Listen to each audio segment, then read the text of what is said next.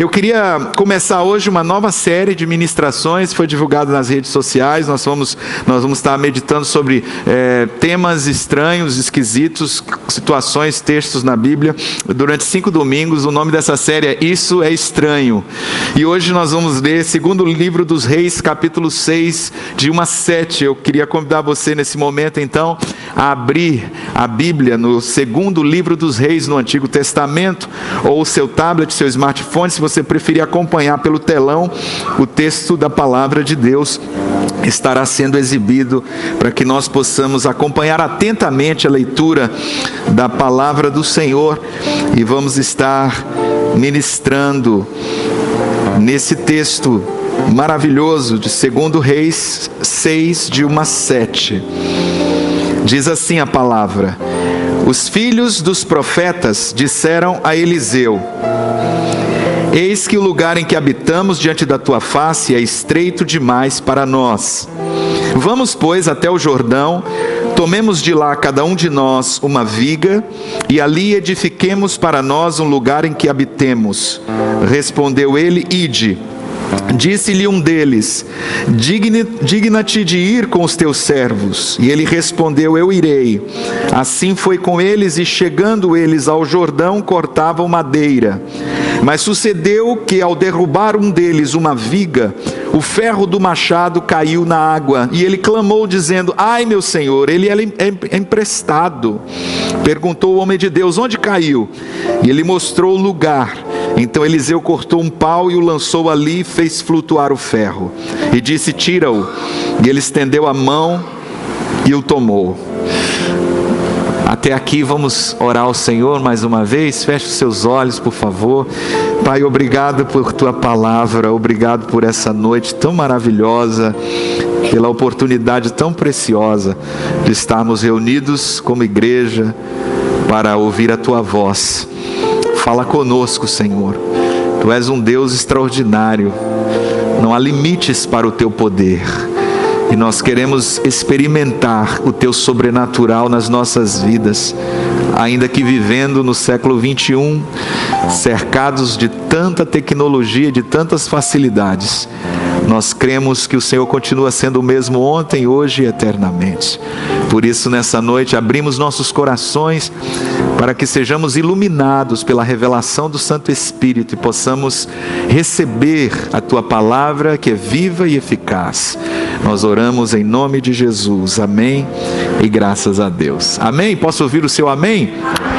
Você já esteve lendo a Bíblia e chegou a um texto, a uma passagem, e a sua reação imediata foi: isso é estranho?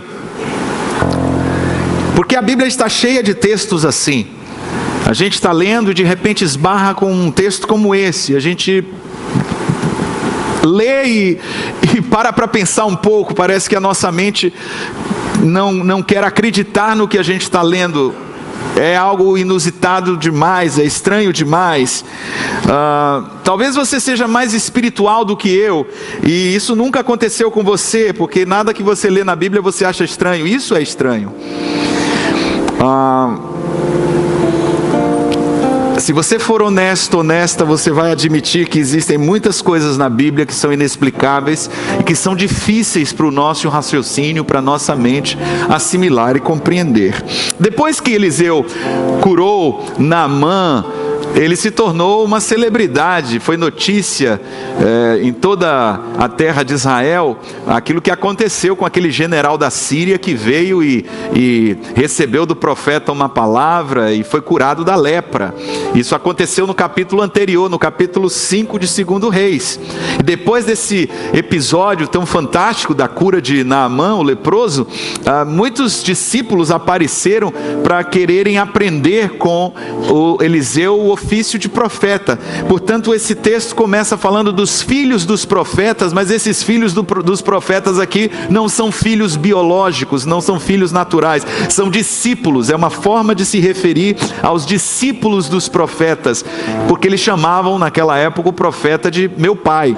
Então, era uma ligação espiritual. Esses discípulos começaram a crescer em número, principalmente depois desse grande milagre que aconteceu no ministério de Eliseu, e eles eles estavam num lugar pequeno, num lugar que se tornou estreito, pequeno demais para que eles pudessem ali continuar aprendendo com Eliseu. Então, eles tiveram uma ideia, um projeto de construção, um projeto de ampliação. Eles foram falar com Eliseu e Eliseu entendeu que aquele projeto era legal. Disse: nós estamos pensando em construir um alpendre maior, um lugar onde possamos continuar com as nossas atividades, do nosso seminário de profetas, e também um lugar onde a gente possa habitar, morar. E o que você acha dessa ideia? E ele disse: muito boa ideia. Então nós vamos até o Jordão, porque é um lugar onde há muitas árvores, um lugar rico em abundância de árvores, e ali nós vamos cortar árvores, cada um de nós vai cortar uma viga, nós vamos trazer uma viga e vamos fazer um lugar maior para a gente estar habitando e continuar com o nosso estudo. E aí foi o que aconteceu. Eles desceram para o lugar onde estavam as árvores, começaram a cortar as árvores, e de repente um deles estava cortando uma árvore com o seu machado. Quando ele fez esse movimento, a cabeça de ferro do machado voou em direção ao rio e caiu dentro do rio. Até aqui, essa é uma história simples, uma história que não tem nada de estranho, não tem nada de diferente. Todos nós perdemos alguma coisa, quebramos alguma coisa na nossa vida, mas depois que o machado cai dentro d'água, aí a história fica estranha. Porque o versículo 6 diz assim: perguntou o homem de Deus, onde caiu? E ele lhe mostrou o lugar. Então Eliseu cortou um pau e o lançou ali e fez flutuar o ferro. Opa! Como que a gente pode explicar isso? Como que a gente vai entender um negócio desse? Então nós vamos começar essa nova série, Isso é Estranho, com o machado flutuante. O tema de hoje é o machado flutuante.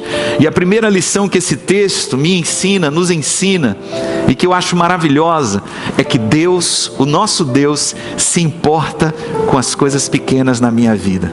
Se importa com as pequenas coisas que acontecem na sua vida.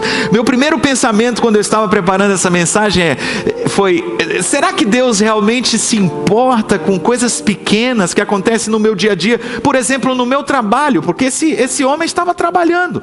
A ferramenta que ele estava usando era uma ferramenta de trabalho, portanto, isso tem a ver com um momento profissional, com o momento da vida dele, em que ele estava em uma atividade laboral, e de repente acontece uma situação assim, e a gente para pensar: será que Deus está preocupado com esse tipo de coisa? Será que Deus se importa realmente com esse nível de probleminha, coisa pequena da minha vida, da sua vida? Hoje isso não representa muita coisa. Se você perder a cabeça de um machado, você pode ir em uma loja de material de construção, comprar um machado, ou até fazer uma instalação na madeira. Eu não sei quanto sairia, quanto custaria, mas eu acredito que não seja muito caro. Mas nessa época estamos falando de 3.000 anos atrás. Estamos falando da idade do ferro, uma ferramenta de metal de grande valor, uma ferramenta de metal difícil de possuir, tanto que ele não possuía, não era própria, ele pegou emprestado, não era uma coisa fácil, e de repente isso acontecia de a pessoa estar trabalhando ali por conta do esforço que ele estava fazendo para cortar a árvore. De repente alguma falha no projeto do machado, ou uma coisa comum. Realmente eu fui procurar a ajuda do senhor Google, e eu procurei saber como é que eram os machados de 3.000 anos atrás. Tem algumas fotos aí, pessoal? Eu achei algumas fotos interessantes, não tem muita coisa não, mas alguns são presos na cunha, né? Eles têm uma roda onde prende a madeira, e outros são amarrados, né? Alguns têm cordas que são amarradas à cabeça do machado. Então pode ser que aconteceu, né? Dele tá ali trabalhando com o machado dele. Eu não sei se era um desse amarrado com corda, ou se ele era um preso na madeira, mas de repente a cabeça de ferro do machado voou. E eu acho interessante, não que ele fosse descuidado, foi um acidente, mas eu acredito até que ele foi cuidadoso, porque ela voou para dentro d'água. Ele estava trabalhando numa posição em que caso acontecesse uma situação como essa, que ele fizesse um movimento para trás e a barra de ferro se deslocasse, não atingisse um dos seus companheiros. Há inclusive uma menção na lei de Moisés, no livro do Deuteronômio, capítulo 19, sobre versículos 4 e 5, sobre a possibilidade desse tipo de homicídio culposo. Deuteronômio 19, 4 diz assim: este, pois, é o caso no tocante ao homicida que se acolher ali para que viva, está falando das cidades refúgio no Antigo Testamento, aquele que involuntariamente matar o seu próximo, a quem dantes não odiava, como por exemplo, aquele que entrar com o seu próximo no bosque para cortar lenha, e pondo força na sua mão com o machado para cortar a árvore, o ferro saltar do cabo e ferir o seu próximo, de sorte que venha a morrer, o tal se acolherá a uma dessas cidades e viverá. O que a lei estava prevendo aqui? Que numa situação como essa, que um acidente acontecesse, e que a pessoa não fosse uma morte proposital, ela não estivesse na intenção de matar, um homicídio culposo, ela iria correr, ela iria fugir para uma cidade de refúgio e aguardar julgamento, porque poderia ser, naquela época, que a população pegasse essa pessoa por uma questão de vingança, linchasse, matasse, quisesse fazer justiça com as próprias mãos, ou um familiar daquela pessoa que foi morta. Então, a orientação é que essa pessoa fugisse para uma cidade de refúgio e ali aguardasse que o seu caso fosse avaliado, fosse julgado, porque em se comprovando que o homicídio havia sido por conta de um acidente, então essa pessoa não teria a mesma relação de culpa que um crime proposital. Então, o que esse texto mostra é que essa pessoa, de alguma forma, ele foi cuidadoso em se preocupar com a posição que ele estava trabalhando, e ele só talvez não tinha ideia de que em algo acontecendo dessa forma, o machado, a cabeça do machado iria voar para tão longe e cair dentro do rio de uma forma que ele não pudesse encontrar. Mas uma coisa que eu queria deixar para você nessa noite, e que é palavra de Deus para o meu coração e para o seu coração, é que nós servimos a um Deus que se importa com os mínimos detalhes da nossa vida, um Deus que está atento a todas as circunstâncias e a cada situação e a cada problema que eu e você estamos enfrentando. Não sei como você chegou aqui hoje à noite, não sei que desafios você vai ter que enfrentar essa semana, não sei que questões estão aí pendentes na sua vida profissional, nos seus relacionamentos, na sua saúde ou em outras áreas da sua vida, mas eu quero declarar o cuidado de Deus sobre você. Eu quero declarar, segundo essa palavra, que o nosso Deus é um Deus de milagres, e um Deus que faz milagres em situações pequenas e cotidianas, em situações da nossa vida em que nós poderíamos pensar, isso é muito pequeno para Deus se preocupar, mas Ele se preocupa sim. Fala com o irmão que está do seu lado: Deus tem cuidado de você, meu irmão. Deus tem cuidado de você, minha irmã. Esse é o nosso Deus. Vamos aplaudir esse Deus de amor. Vamos aplaudir esse Deus de amor. A segunda lição que esse texto nos ensina é que todos nós perdemos coisas. Todos nós perdemos alguma coisa na vida. Todos nós, em algum momento da nossa vida, sabemos o que é passar por uma situação de perda. Nós perdemos coisas como chave. Não sei se alguém aqui já perdeu a chave, no sentido literal e no sentido figurado, né? Nós perdemos, que mais? Carro no estacionamento. Alguém já perdeu? Isso acontece mais com mulheres. Não, né? Nós perdemos dinheiro. Tem coisa mais chata do que perder dinheiro. Uma vez nós perdemos um dos nossos filhos. É uma sensação horrível. Nós estávamos na praia e a Gabriela pequenininha, ela estava brincando e se desencontrou, não achou mais onde nós estávamos. Nós não percebemos, foi muito rápido, e de repente ela começou a andar numa direção oposta, e nós ficamos loucos, aflitos. Foram 5 minutos, porque logo depois a encontramos, mais terríveis da nossa vida. Um desespero que passou pela nossa cabeça numa hora como essa, e a alegria quando nós encontramos a menina. O Ozzy Osbourne, né, o famoso cantor do Black Sabbath, ele disse: de todas as coisas que eu perdi na minha vida, a que eu mais sinto falta é a minha mente. Tem pessoas que fazem tantas coisas erradas no seu passado que ficam sequeladas, né? Elas perdem muito mesmo. Nós perdemos coisas que nem sempre são tangíveis, são mensuráveis. Nós perdemos anos que não usamos bem, nós perdemos tempo precioso precioso. Nós perdemos relacionamentos por não cuidarmos deles, por não investirmos nele. Nós perdemos a paz quando nós não acreditamos, não confiamos em Deus. É difícil colocar um preço, uma etiqueta de preço em algumas das coisas que nós perdemos. Alguns de nós perdemos entes queridos, sabemos o que isso significa, mas uma coisa é certa, essa pessoa aqui perdeu algo que não era dela. Ele perdeu um machado que era emprestado. E se existe uma coisa chata, é perder alguma coisa que você pediu emprestado. Eu não sei o que acontece, parece que o capeta tem um trabalho especial com o negócio emprestado, né? Você toma emprestado, acontece uma coisa, né? E aí é uma sensação horrível, né? Ele tem a sensação não só da perda, mas a percepção de que ele era responsável por aquilo, de que ele havia tomado emprestado. E se ele havia tomado emprestado é porque ele não tinha. E não tinha provavelmente porque não podia comprar um. E aí você toma uma coisa emprestada porque você não tem, porque você não pode comprar. E agora você tem que comprar e você não tem. E você vai ficar sem.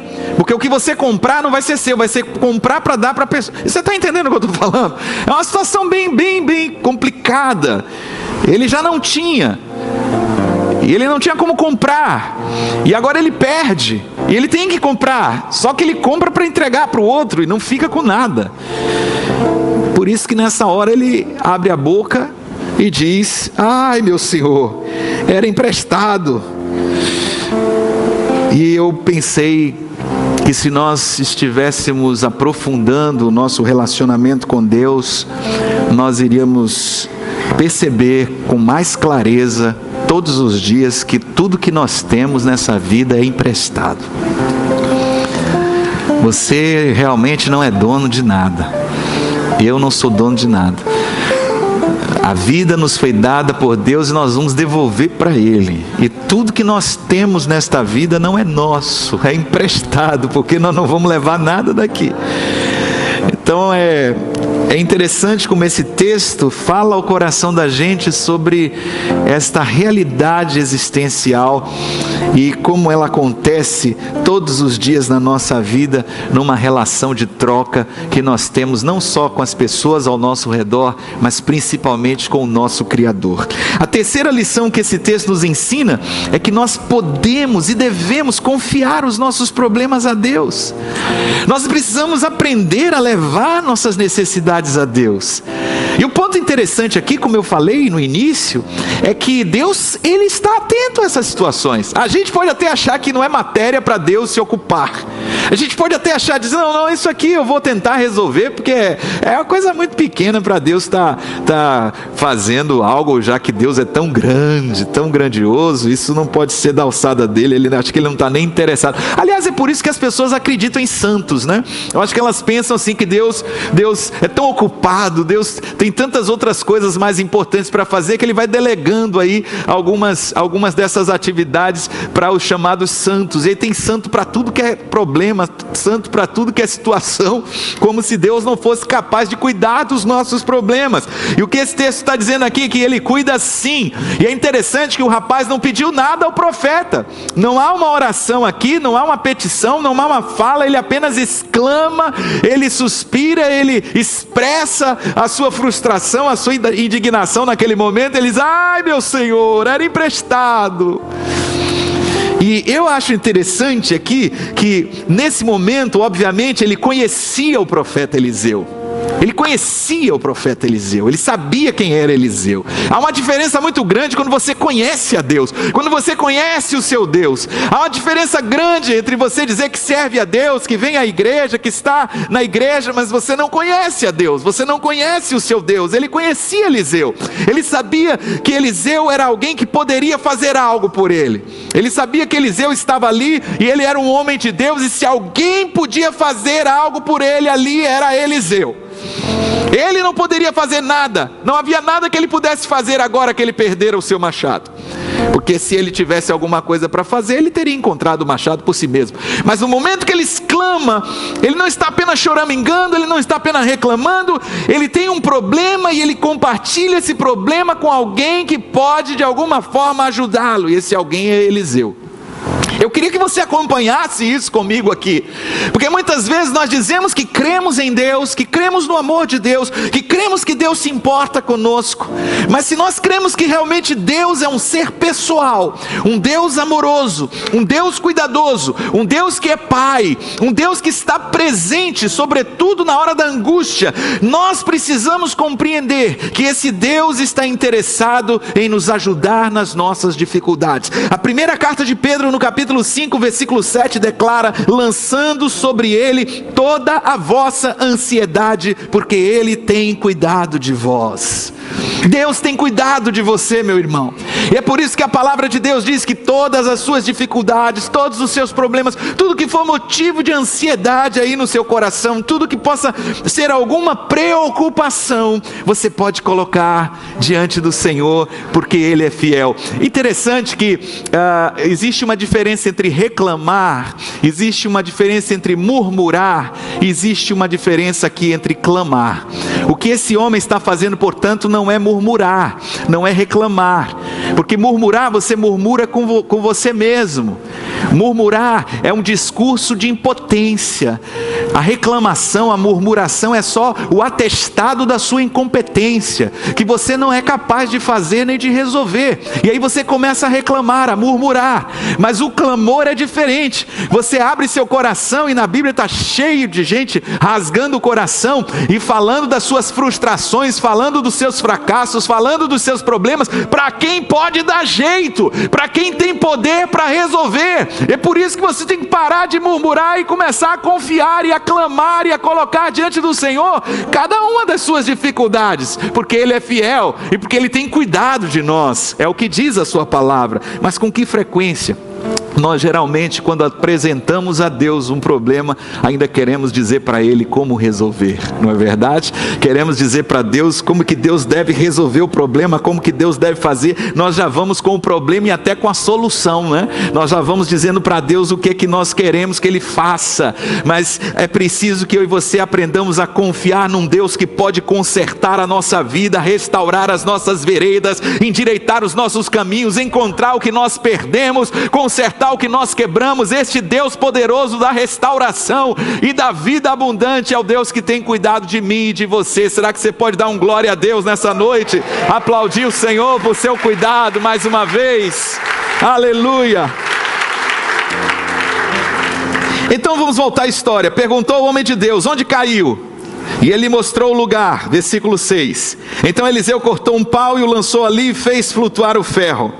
A quarta lição que esse texto nos ensina é que Deus muitas vezes nos responde de uma forma estranha. É interessante isso. A resposta é a parte estranha. E o fato de que Eliseu pergunta para ele onde caiu, mostra algo sobre a visibilidade daquele rio. Se fosse fácil, se tivesse à vista, não haveria necessidade dessa reclamação, desse lamento dele, né? Dessa expressão de indignação. É porque realmente não dava para saber onde foi que caiu, não tinha como ver, o machado estava perdido.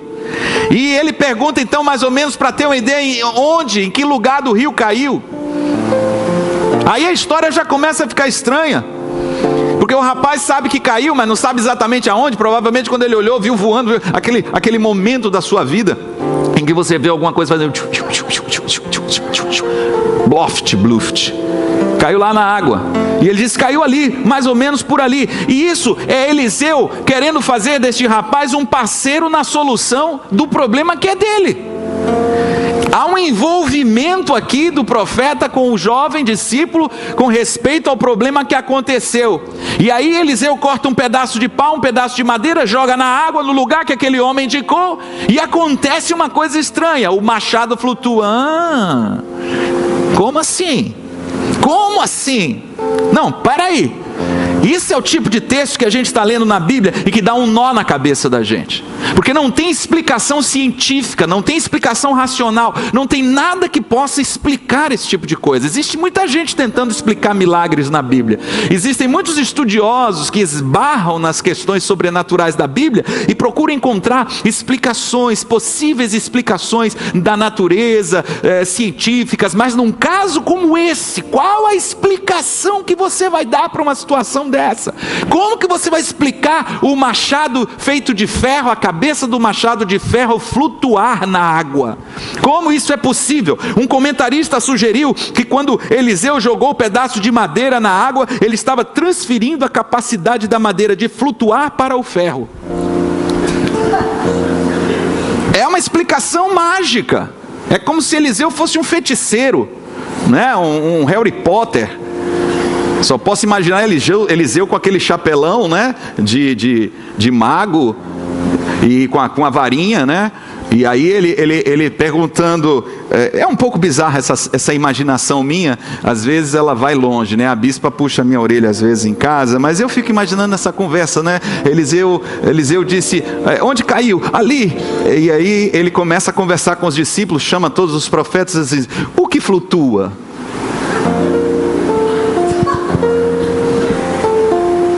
O que flutua? Aí um diz assim, madeira. Madeira. O outro, maçãs. Maçãs flutuam. Patos flutuam. Cocô. Mas como não temos aqui, nesse momento, nem maçãs, nem patos, nem cocô, vamos pegar esse pedaço de madeira e jogar. Bom, a história é completamente bizarra, porque parece fácil, mas na verdade não é.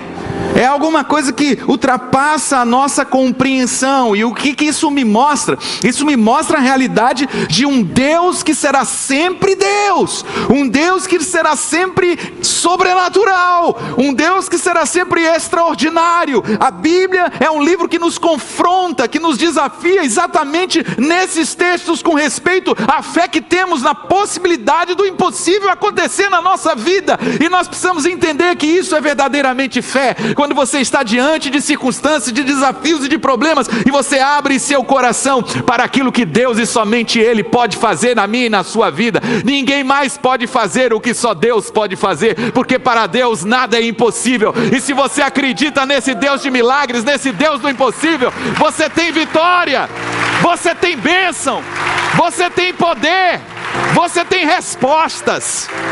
Se você acredita nesse Deus poderoso para fazer infinitamente mais do que pedimos ou pensamos, segundo o seu poder que em nós opera, você tem respostas de Deus que serão muitas vezes estranhas, inusitadas, mas isso é o agir de Deus soberano na história, sobretudo na vida dos fiéis. O nosso Deus é o Deus que tem prazer em nos surpreender. Quantos de nós teríamos aqui experiências para contar de milagres, de situações semelhantemente estranhas que aconteceram na nossa vida, que nós não temos explicações e nem queremos ter e nem queremos dar. Nós simplesmente cremos em um Deus que está presente na nossa vida e precisamos ter o coração aberto para o que Ele vai fazer todos os dias. Oh, meu irmão, quantas vezes nós mesmos bloqueamos o agir de Deus, nós travamos, impedimos o agir de Deus por causa da nossa incredulidade, porque se você não acredita numa história como essa, você está perdendo tempo. A vida no reino de Deus, a vida de fé é uma vida de ousadia, é uma vida de coragem. A vida de fé é uma vida em que a gente precisa se atrever diante de Deus. A gente precisa ter uma postura absolutamente receptiva e aberta, porque Deus vai te surpreender. Deus pode fazer coisas que você nem imagina. Então para de limitar, para de bloquear o agir de Deus na tua vida. Abre o teu coração para receber o que Deus tem para fazer na tua casa, na tua família, no teu trabalho, essa semana, nas pequenas coisas que você está enfrentando, que você está lutando. Você veio hoje à noite aqui para adorar um Deus que está com você na batalha, um Deus que vai passar essa semana toda pelejando em teu favor, um Deus que é o teu escudo e a tua fortaleza. Ele é o teu advogado e o teu juiz, e Ele vai adiante de você nas suas guerras para te dar vitória, para que você possa dizer: em Cristo eu sou mais que vencedor. E isso é fé, é acreditar que o sobrenatural de Deus está ao teu alcance hoje também, como estava naqueles dias. Louvado seja o nome do Senhor. E a quinta lição que esse texto nos ensina é que nós temos que fazer a nossa parte. O profeta não fez todo o trabalho. Às vezes, quando nós oramos, nós parece que queremos que o milagre comece pelo fim. Muita gente está querendo o milagre pelo milagre, mas não quer mudar, não quer crescer, não quer romper, não quer se desenvolver espiritualmente, não quer aprender as lições que Deus, através dos sofrimentos, dos problemas, das dificuldades, quer ministrar ao nosso coração. Tem muita gente querendo fazer Deus de gênio da lâmpada. Quando passa por problemas, esfrega, pede a Deus uma resposta, um milagre, faz uma campanha, faz um jejum, participa de uma corrente. Tem muita gente querendo fazer Deus de garçom, estala o dedo para Deus vir resolver problemas, mas ainda não entendeu que há uma economia nos milagres de Deus. Deus é um Deus econômico. Deus não faz nada por acaso. Deus não faz nada sem propósito. Deus faz algo e Ele espera que no seu agir exista uma parceria nossa, exista um crescimento da nossa parte, exista um envolvimento da nossa parte no sentido de compreendermos os seus propósitos e o destino que Ele tem para cada um de nós.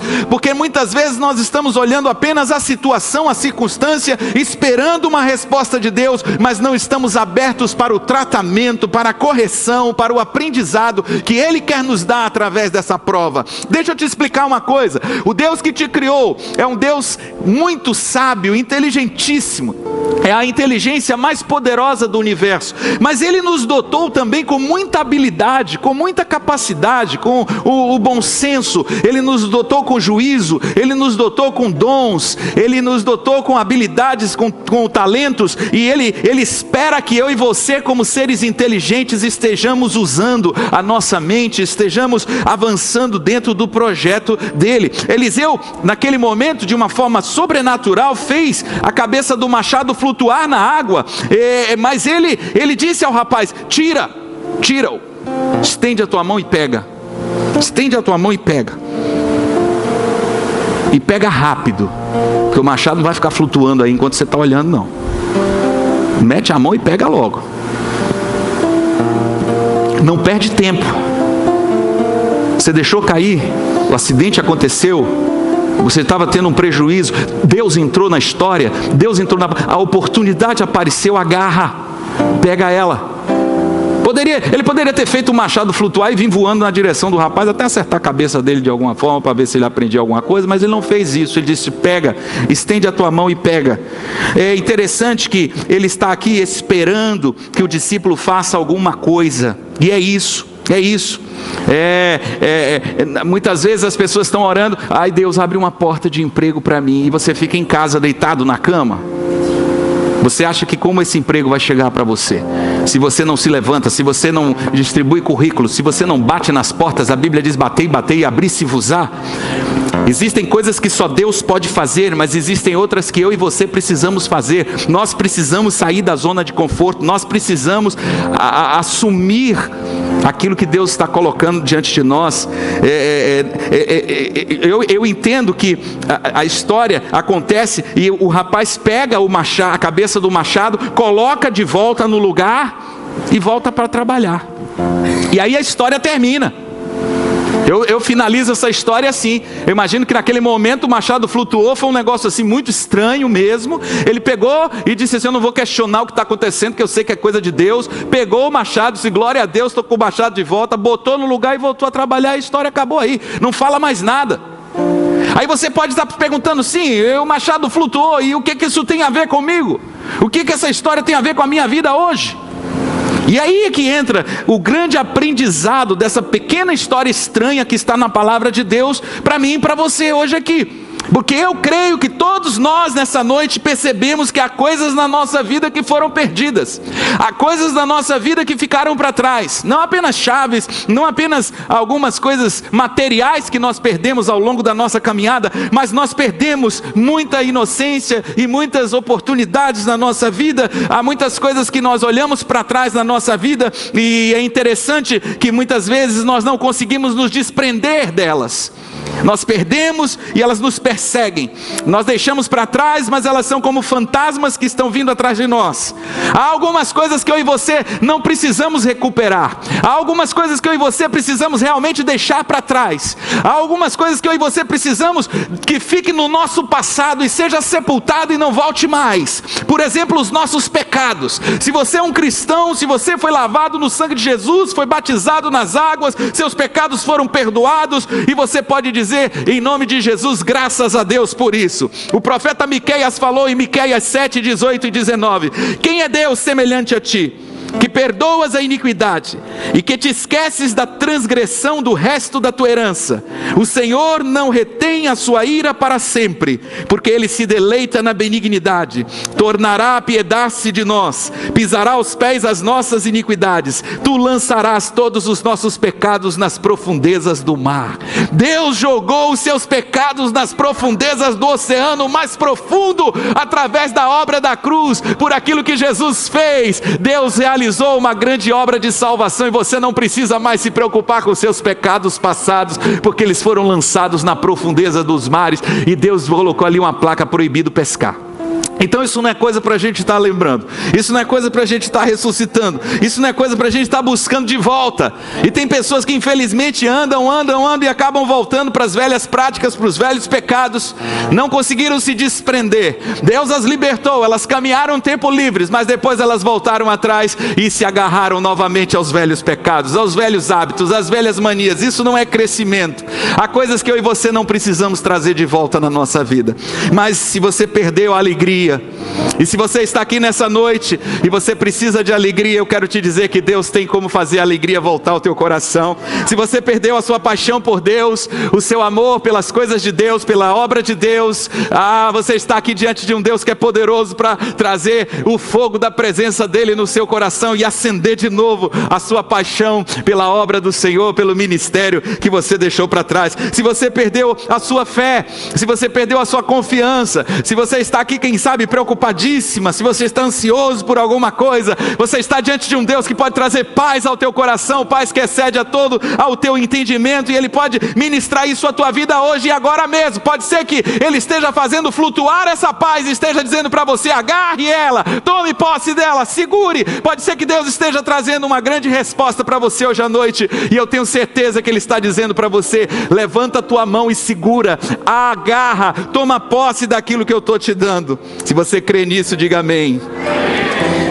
Existem 3 coisas que eu gostaria de dizer para finalizar essa mensagem antes de nós orarmos, e isso tem a ver com o que nós precisamos aprender com relação a essa passagem tão linda da Bíblia. Primeiro, aceite a responsabilidade por sua vida e por suas perdas.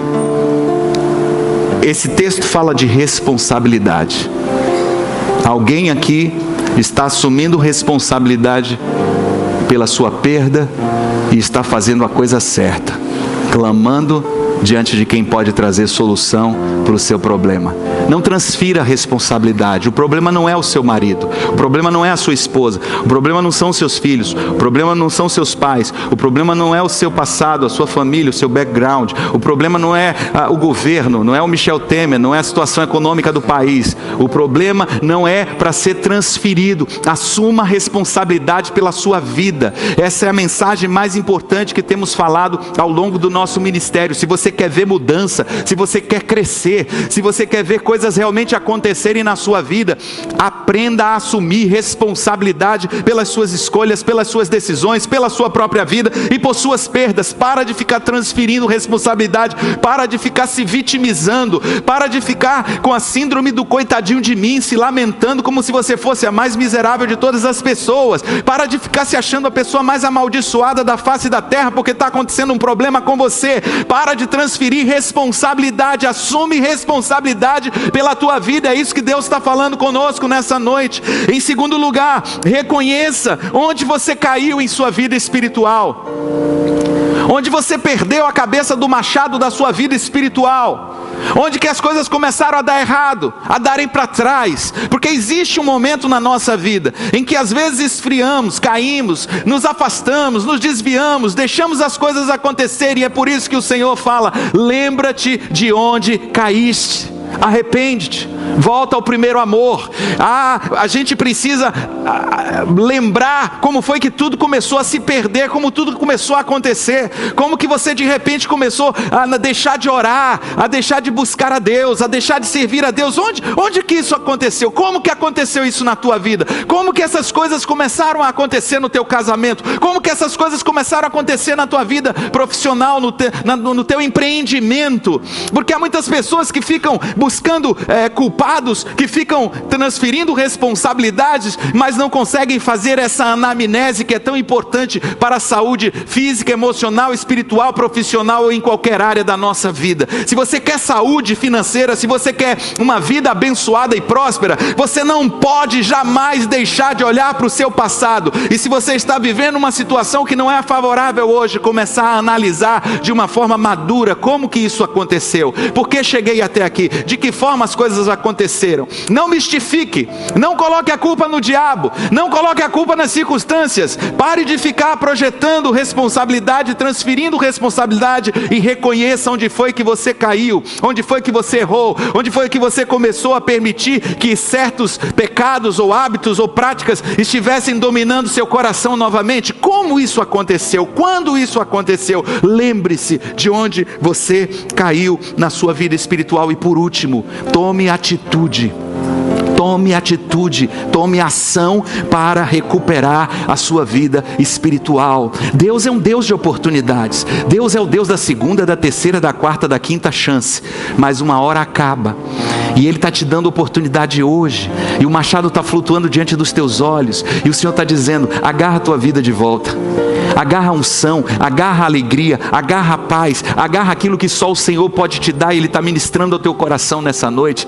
Agarra a tua saúde, agarra, toma de volta nessa noite. Toma atitude com relação à tua vida, toma atitude com relação ao que você precisa fazer, toma atitude com relação ao que você precisa, de que forma você precisa agir. Tem muitas pessoas que estão esperando um milagre acontecer e estão completamente inertes, estão sem atitude, sem postura. E Deus está esperando de você postura. Deus está esperando que eu e você tomemos ação. Estende a tua mão, agarra, toma posse do que Deus está ministrando à tua vida nessa noite, porque eu declaro milagre de Deus na tua vida. Levanta aí a tua mão assim, e faz assim: eu tomo posse. Não deixa ninguém tomar, não deixa ninguém levar, não deixa se perder aquilo que Deus está te dando. Já imaginou se aquele rapaz fica olhando para aquele ferro flutuando, cheio de questionamentos? Às vezes a gente pensa muito, né? A gente questiona muito, a gente está tentando entender. Mas eu não estou entendendo. Que entendendo, meu irmão? Eu quero lá saber de entender. Deus está te dando uma grande vitória, uma grande bênção, e está colocando diante de você uma grande oportunidade, e você está aí cheio de raciocínios e querendo explicações, tentando entender Deus. Como você vai entender Deus? Deus não é para ser entendido, Deus é para ser crido. Você precisa crer no que Ele tem para te dar nessa noite e tomar posse. Não deixe o machado voltar para o fundo da água, não. Levante-se no poder do Senhor e assuma posição hoje, assuma atitude hoje sobre o que você vai fazer para mudar essa área da sua vida, porque Deus é contigo. Deus é contigo. Fala isso para quem está à tua direita, à tua esquerda. Deus é contigo, meu irmão. Vai nessa tua força, homem valoroso, mulher valorosa, porque o Senhor é contigo. Se você crê, aplauda a Ele, louve o nome dEle, glorifique a Ele nessa noite. Aleluia.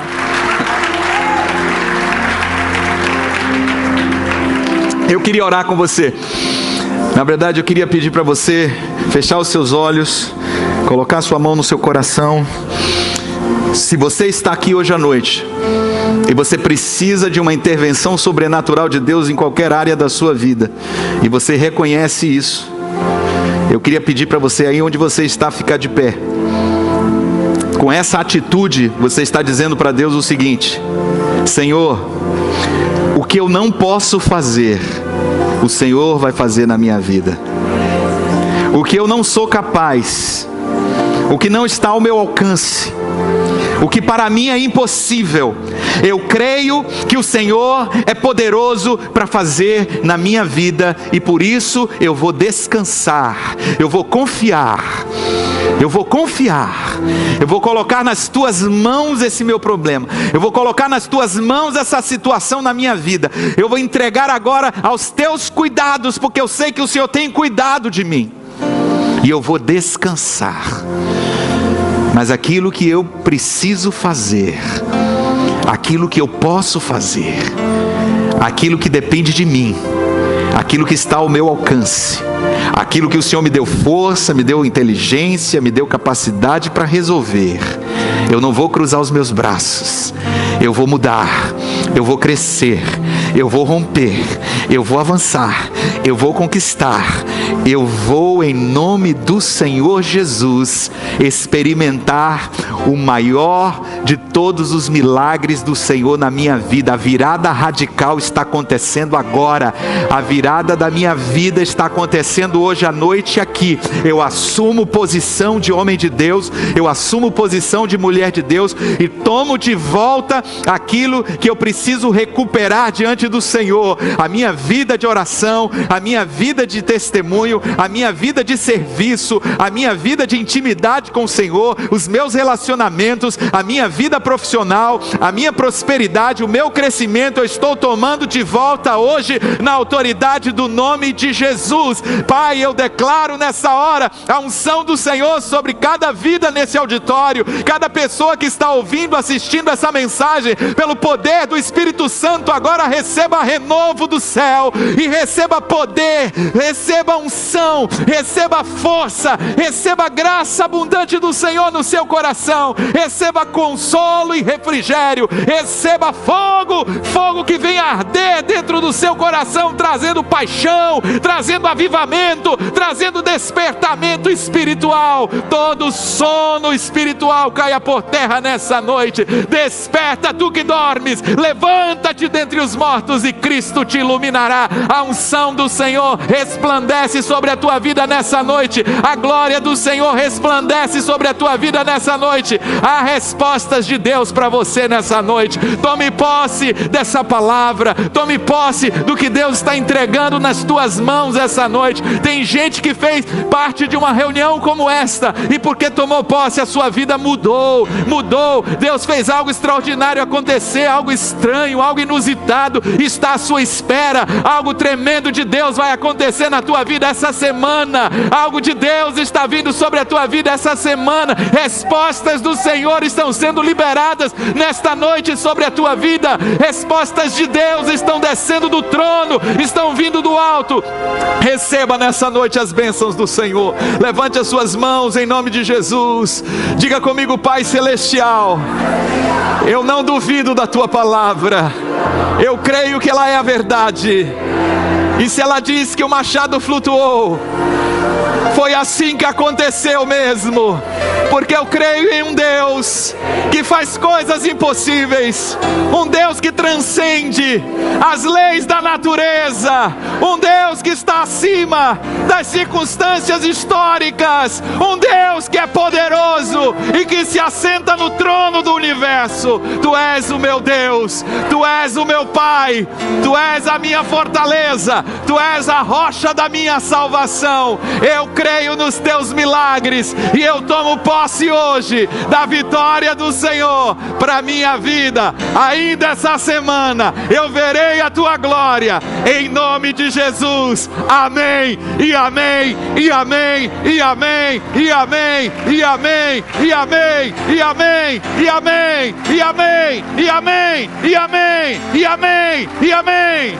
Bênçãos, bênçãos, bênçãos, bênçãos, bênçãos, bênçãos, bênçãos, milagres, milagres, milagres, milagres, respostas de Deus para você, para sua casa, em nome de Jesus. Diga amém.